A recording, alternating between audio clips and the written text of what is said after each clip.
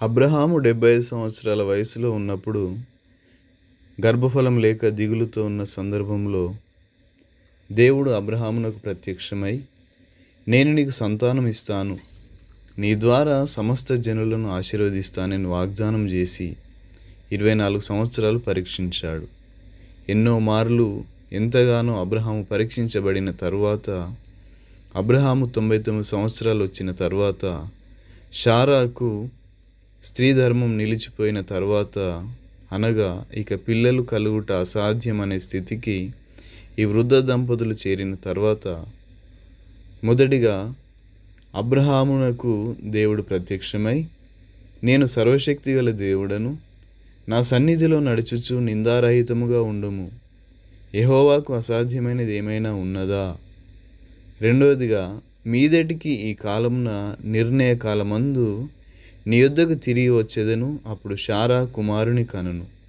మూడవదిగా, యెహోవా తాను చెప్పిన ప్రకారము షారాను దర్శించెను, షారా గర్భవతి అయి అతని ముసలితనమందు అతనికి కుమారుని కనెను అని వాగ్దానము చేసెను. మన దేవుడు వాగ్దానం చేసి ఆ వాగ్దానాన్ని నెరవేర్చేవాడు, అసాధ్యాలను సాధ్యపరిచే దేవుడు. బైబిల్ను జాగ్రత్తగా పరిశీలిస్తే ఎవరికి ఏ సమస్య వచ్చినా వారు వారి సమస్యను ప్రభువు దగ్గర తీసుకొచ్చినప్పుడు మన ప్రభువు వారి సమస్యలను తీరుస్తాడు. నాలుగవదిగా, 12 ఏళ్ల నుండి రక్తస్రావ రోగము కలిగిన ఒక స్త్రీ స్వస్థపరచబడుట. ఒక స్త్రీ 12 సంవత్సరాలుగా రక్తస్రావముతో బాధపడుతుండెను. ఆ రోగము నుంచి విడుదల పొందుకోవాలని రకరకాల వైద్యుల దగ్గరకు వెళ్ళి తనకున్న డబ్బంతా ఖర్చు పెట్టింది. కానీ రోగం మాత్రం నయం కాలేదు.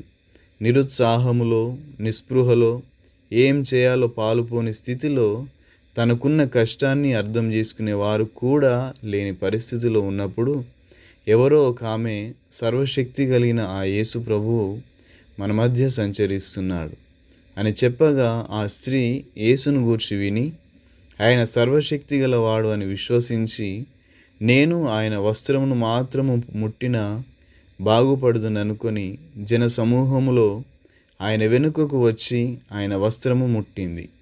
వెంటనే ఆమె రక్తధార కట్టెను గనుక తన శరీరంలోని బాధ నివారణ అయినదని గ్రహించుకున్నది. 12 సంవత్సరాలుగా నయం కాని ఆ రోగము, ఏ ఒక్క వైద్యుడు బాగు చేయలేకపోయిన ఆ రోగము కేవలం యేసయ్య యొక్క వస్త్రపు చెంగు ముట్టుట ద్వారా నయం కాబడ్డది. యేసయ్య పట్ల ఆమె కలిగిన విశ్వాసమే తీరని సమస్య చిటికలో తీర్చింది. దేవుని పట్ల నీ విశ్వాసమే నీ జీవితంలో సమాధానం తీసుకుని వస్తుంది. ఐదవదిగా, అపవిత్రాత్మ చేత బాధింపబడుతున్న కుమారుడు బాగుపడుట. ఆ తండ్రి తన కుమారుడు పెరిగి పెద్దవాడై ప్రయోజకుడు కావాలని ఆశించాడు. కానీ ఆ కుమారుని ఒక దయ్యము పట్టి విలవిలలాడించుచున్నది. అది వాని నాశనము చేయవలనని తరచుగా అగ్నిలోను నీళ్ళలోను పడద్రోయుచుండెను. ఆ కుమారుడు ఇంట్లో నుంచి బయటకు వెళ్తే తిరిగి ఇంటికి వచ్చే వరకు ఎంతో భయంతో సమయం గడిపి ఉంటాడు.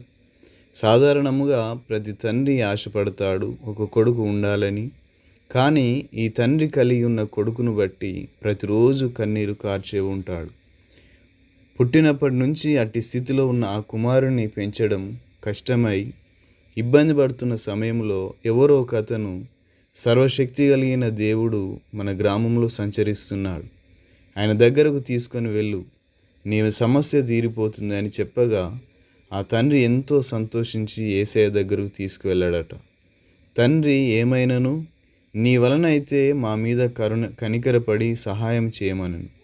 అందుకు యేసు, నమ్ముట నీ వలనైతే నమ్మువానికి సమస్తము సాధ్యమే అని అతనితో చెప్పాను.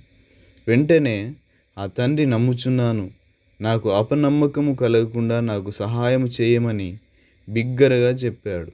యేసు ఆ అపవిత్రాత్మను గద్దించాడు. అది పెద్ద కేక వేసి వానిని విలవిలలాడించి వదిలిపోయింది. ఆయనపై మనకున్న మిక్కటమైన విశ్వాసాన్ని బట్టి యేసయ్య మన ప్రతి సమస్యను సాధ్యపరచగలడు. Thank you. God bless you.